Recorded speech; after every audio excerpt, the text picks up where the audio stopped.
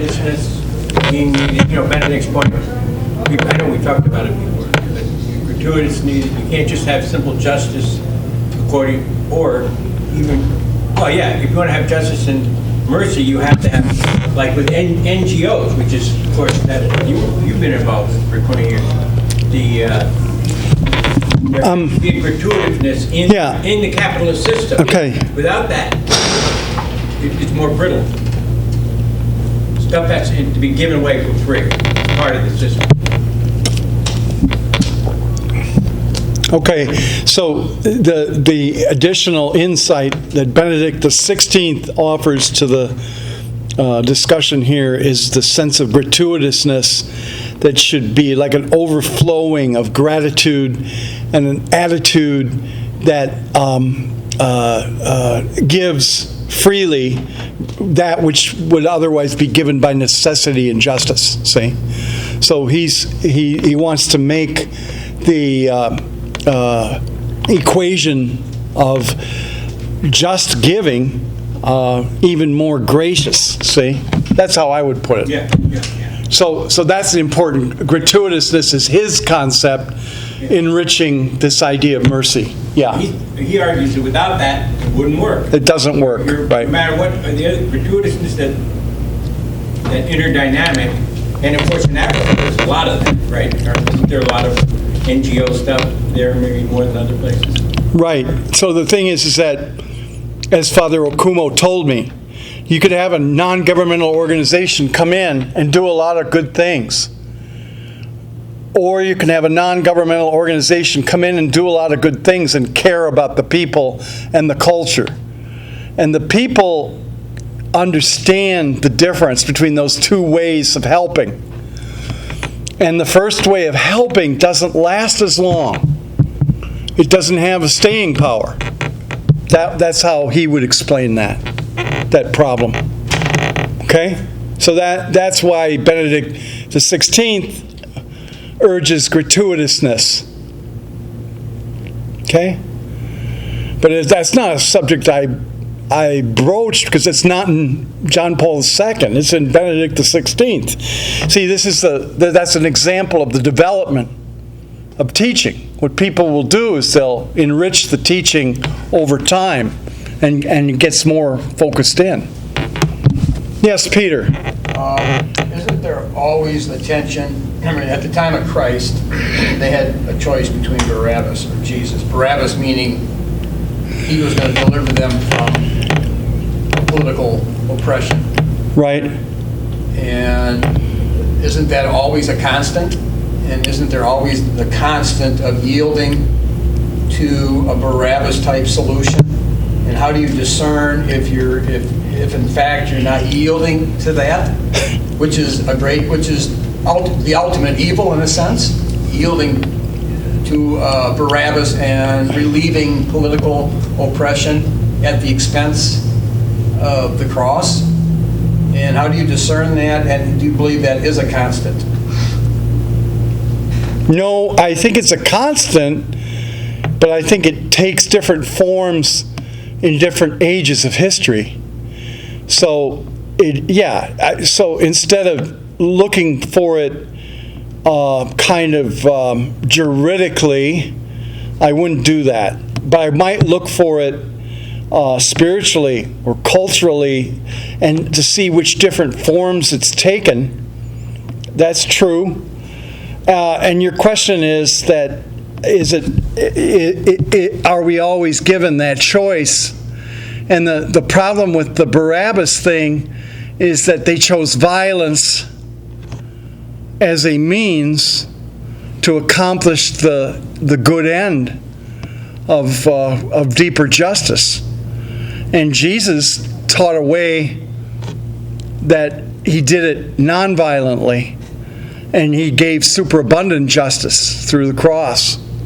And the justice he taught was more long-lasting, like the gracious, gratuitous movement of a non-governmental organization that cares about the people and their culture and not just getting the job done.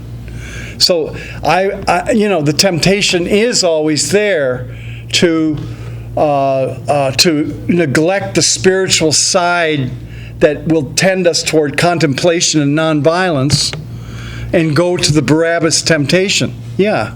Isn't really the real temptation, in other words, let's say a Martin Luther King is in agreement with Barabbas. In other words, they both agree that that this evil of governmental oppression, and King totally agrees with Barabbas on that evil, and the goal is to reduce that evil, and King's solution is, I'm going to achieve it non-violently, and Barabbas says, no, I'm going to include violence. But they're both neglecting the cross. Well, I'm afraid that we'll have to talk about Martin Luther King in 2 weeks. Well, not 2 weeks, less than, the Monday of the last week in July. But that's our subject, Martin Luther King. And so I'll keep your question in the background when we're talking about him. That's fine. But I would take a different tack on that. I'd say that when a person seeks good means to an end, as a Catholic, you give them the benefit of the doubt. So you don't immediately group him with Barabbas just because his end is temporal. That's going too far, I think, personally. But we can have a discussion about it to discern more carefully how those lines line up.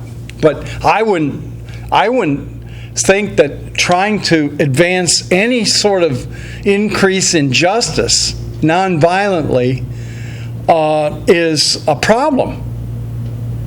As long as the means are good, I give people who do that the benefit of the doubt. That's at least the way I personally would answer that. Aren't we trapped into a definition of justice that is seen through the American ideology? The American ideology blinds our eyes, and so the definition of justice is seen through American ideology. And he doesn't say American ideology in here, but he definitely suggests that there are inadequate approaches to justice alone, whether it's American or African or wherever it is. And he wants us to, John Paul II wants us to inform our quest for justice with the power of God's mercy and forgiveness. And then we add Benedict's gratuitousness. Okay? So we're not, but working for justice is again, I would really hesitate to want to throw out the baby with the bad bathwater. We live in a world of weeds and wheat all the time, and Jesus urges us not to try to pull the weeds out too quick, or we'll pull the wheat with it, right? So all political decisions are fraught with risk and prudence, and some decisions are right and some aren't.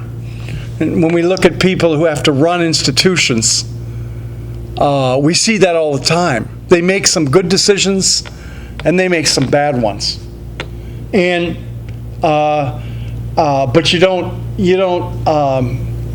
what you don't do is kind of seal them off as human beings and neglect we're all called to common humanity just because some mistakes are made. Okay? Right. From an old school perspective, Americans are not qualified. They're not capable of discerning justice because they come to the table believing that 1776 was a just act because it was obviously tyranny, and they come to the table believing that slavery was intrinsically evil and it was a just act that occurred to remove it. But old school theology would totally blow the Americans away from the table on those points. Help me understand how it would blow it away. Because Britain nothing Britain did justify the revolution.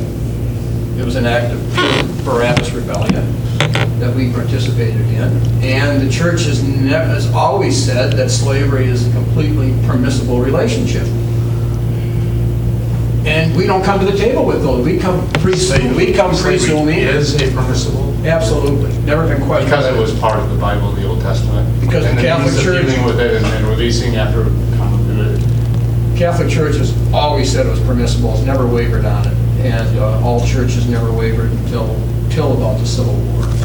But an American comes to the table, already sold that position off. Slavery is an evil concept, and if you do, and you have to come to that table or you're not an American. Okay. Americans automatically have to say, yeah, slavery is evil, or leave the country. You don't think that there's messages in the Old Testament, although they're acknowledging that slavery exists, you don't think that there are messages there and then dovetailing into the New Testament to say we have to be compassionate to our brothers. We have to release them in certain circumstances of their slavery. We have to offer a means for that to be for justice really to prevail. You don't think that that occurs in the Bible as a message? I don't see it. I think the whole letter of Philemon, if there was a chance. I'm not a theologian, so I'm just asking that, wanting the answer. Well, Dustin, no. Well, I think, again, we have this problem of time-conditioned doctrines. And what you've got going on here is the problem isn't so much getting rid of slavery. There were more anti-slavery societies in the southern United States in the 1820s and the 1830s than there were in the North. But when the North proposed the violent removal of slavery, the Southerners stiffened and said, no way. So it's a question there of whether you're going to use violent means or nonviolent means. And the tragedy of the Civil War was the violent means got caught up in what even the enlightened people of the South thought was a good end. See, that's what happens during war, is that people lie their way into justifying violent means when they could have used nonviolent means. They did in Britain. They could have outlawed slavery and paid off the slave owners and set the people free for all the money they spent on the war. But no one had any moral creativity. Moral imagination was lacking in that direction. So what really suffered was Christianity. Why did it suffer? According to this guy at Notre Dame, the Christian doctrines after the Civil War were settled by the canons of Sherman and Grant. That was a problem. You're going to settle your doctrine by what generals decide? Are you kidding? Are you serious? That's an evangelical scholar that said that, not a Catholic. Okay. But that would be, I would say that the reason they were blind, and they did chose pure violence to solve the problem. I mean, violence that goes beyond, off the charts. Civil War was unbelievable violence to solve that. But that was the paradigm they got from 1776. That was pure violence in 1776 to solve their problem, and that's all we knew was more violence. That's what I would say. We were blinded by 1776, and it seemed to work, whatever that meant. And then they resorted to violence again. Now, because they believed slavery was wrong in the North, no, I don't think. I think the North had a lot more hatred toward the black man than the Southerners did. So that was a game they were playing. It wasn't out of love for the black man and concern for their freedom that the North was doing what they were doing. I don't, no way. That's getting into the counterfactuals of history, and it goes way beyond our pay grade.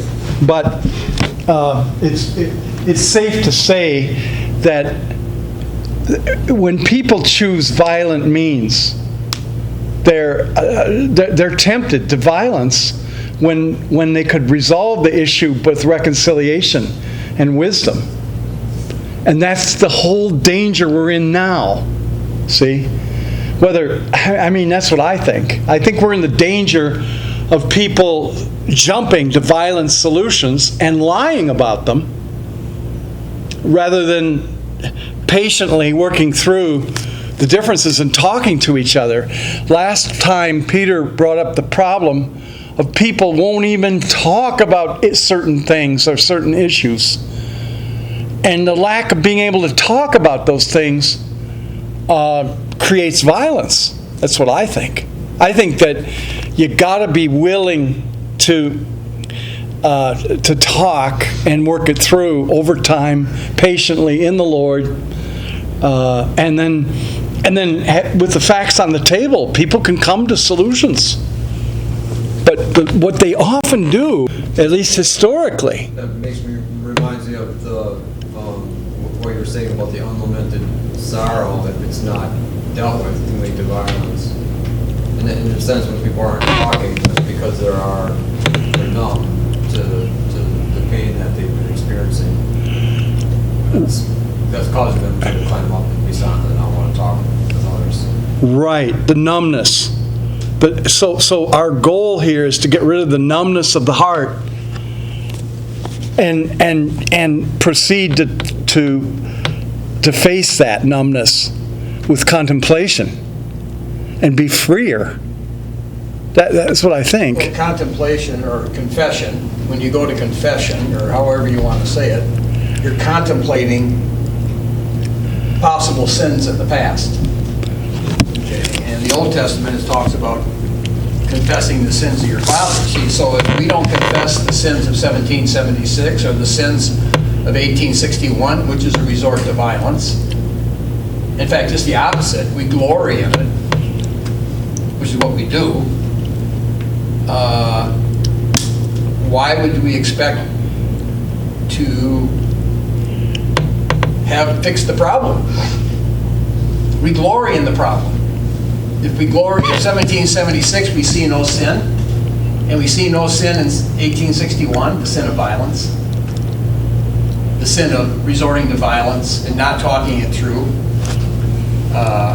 We're locked in and we're not going to talk it through in the future.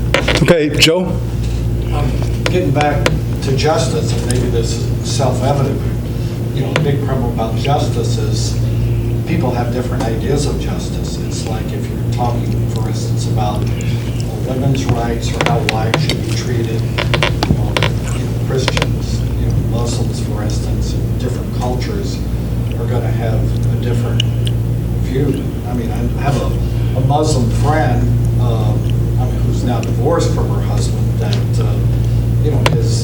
her husband, used to beat her, and she talked to her imam about that, pastor, if you will, and he basically says, well, that's so many words. He said, deal with it. It's like that's part of our culture, and that's to be expected, and kind of just, that's the way it is. So, I mean, to a lot of people, that would certainly be more than unacceptable, but in her situation, that was deemed as just, and that's, part of the problem, especially now, is I think it's our society in many ways is decaying more. I think that's a lot of different perspectives on the thing. At least I hope they would agree with that. Of course, Benedict talks about the tyranny of moral relativism is that people have a different view of what's just. I mean, some people say it's perfectly just and acceptable to have an abortion up until whenever, even up until birth or possibly even after birth. And that's perfectly just, and in the eyes of other people, that's just a travesty of justice. So it's very difficult to to have a just society when there's really no seemingly objective standard of what justice really is.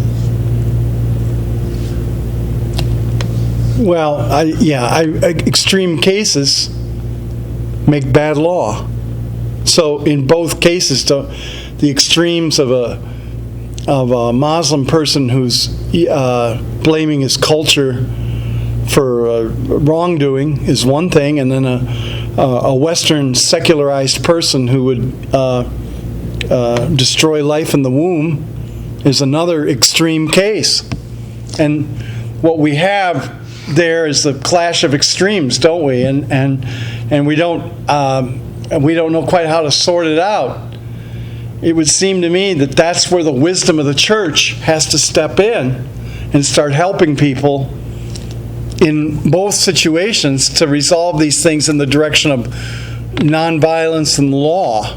I mean, you could certainly use the law to adjudicate a problem of a marriage in our culture, and you can certainly still work on changing the law about abortion, right? So the church would give us strength and wisdom to find a path through a morally decrepit situation. And in fact, that's the role of the church. And it was the role of the church in the Dark Ages, for example. Where the monasteries were lights to the dark era. And I think that's what your question says to me. It says, hey, we got work to do, but we can do it. We can resolve these things in the direction of a moderate Christian, nonviolent constitutionalism rather than going to the extremes. This could be another case where Americans are not capable of sitting at the table. Okay, because they bring to the table their prejudice that they will not discuss. In other words, an American will not discuss the possibility of the husband beating his wife. That's just a given. That's like slavery. Slavery is evil. A man beating his wife is evil. Well, hold it here. Yeah, I mean, you've already settled it before we had the discussion. You've already made up your mind that a husband can't beat his wife. Well, that proves the point. The Americans can't be at the table. They're not capable of discussing these things. They can't discuss slavery. They've already made up their mind. They can't discuss 1776. They made up their mind. They're going to celebrate the 4th of July regardless. In other words, the Puritans came up with the idea. Well, which acts do you want to grind first? Well, I'm just saying the Puritans came up with the idea that you can't beat your wife. That was not a position of the church. Do you want to grind that axe and make a debate about that when there's a ton of other things? Well, he's bringing up the point. This is a crucial point. This is a very crucial point of justice. The husband beats his wife in the name of justice. That's why he beats her. Justice requires it. Really? Well, obviously that's okay, when you beat your child, why are you beating your child? For one reason. Justice requires that he gets a beating. When the husband, you have to presume that. And when the husband beats the wife, you have to presume he's only doing it for justice. Why would you presume anything else? But the American comes in and presumes it's always evil if he did. Well, who gave you the right to presume that? Well, I'm an American, and I'm superior, and I already have that. It's not about being American. It's being humane and a human. No, that's an American position. That's an American. If you go back 500 years ago... That's Jesus' position. No, it's not. Well, that's No, where... it's not. See, that's where... Love your neighbor as yourself. Yeah, you want to be... Would you ever spank your child? Is there ever a situation that you would ever see that you may have to spank your child? True. Give you that. But weakness, children, wives, they were all to be deferred to as far as not necessarily making decisions regarding violence, but as far as caring for them and giving them protection as opposed to beating. So it doesn't say that. It doesn't delineate give them protection instead of beating, but it implies it in the numerous messages. Well, what I'm saying is, Americans are not even willing to discuss the possibility of a husband being able to beat his wife. even though Just beating. They won't even allow the discussion. Right. That's my point. Right. That's already off the table. Americans, we're not talking normal Christians, we're talking American Christians will not even allow the discussion. That's unique in history. Can you look That's at unique. it? Can you look at it as an evolution of the movement away from violence in general? In other words, from the Yeah. beginning of the Bible, when it wasn't really right, but it was pointed out that one brother would kill his other brother. Well, from that, is violence only something where death is involved? force hits No. force? Or is there a definition of violence that doesn't require, Cain hitting Abel with the rock?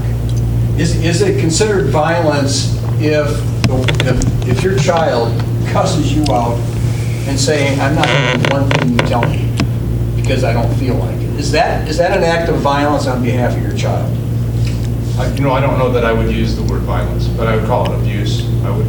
But it's a matter of semantics. I don't want to debate it too strongly because I understand your point, in other words. Your grand point is that there are all sorts of ways of hurting someone without having to use a stone to the head. I'm with you on that. But all sorts of violence, including those that are verbal or mental, any kind of psychological warfare, economic, taking, sanctions from people, all of those are a type of, if you want to use the word violence, or a type of persuasion that is unacceptable when you long-term look at the evolution of mercy that Pope John Paul talks about. And my reading of the Bible is going from the very beginnings to our current situation. There should be some movement away from violence. And I think it's been constant. And in my initial view of what you're saying, because I am listening to what you say about Americans not being capable of sitting at the table in some of these discussions. I'm right through in their mind up. I'm listening to that with a new point of view right now. Not saying we're without our guilt in that regard. What I'm saying, I guess, is that I do believe probably society has developed somewhat from the sort of anarchy and the type of violence that occurred in the beginnings of the Bible versus today. I think there's a significant movement.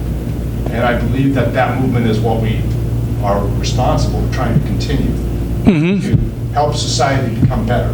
And some of it is internal. If you want to talk about John Donne, or and I'm just learning. I am such a neophyte. You are helping me on so many levels on all of this. But that's the movement that I think we're responsible for taking to the next generation. That's the thing about the type of justice and the type of caring when you're trying to solve a problem that you talked about. If you go and you solve the problem and you give food and you give shelter to someone and you do it just as a job or you do it with love and caring, that's where that lasting impression helps it be generational, helps it move maybe beyond the next generation. It starts a movement in the case of Christ. Well, what we're seeing out there in the political world are, let's say, Antifa or anarchists, okay? Anarchist is a huge movement, okay? And they're very loving in their minds. They're very loving, okay? They think they're fighting back from the white They're fighting supremacists. all in the name of love, okay? But they're anarchists. They are sovereign. In other words, they're not going to obey anything but themselves, because they believe that's what it means to be an American. That ultimately, that's the American identity. Self-authenticating self, as Souter would say.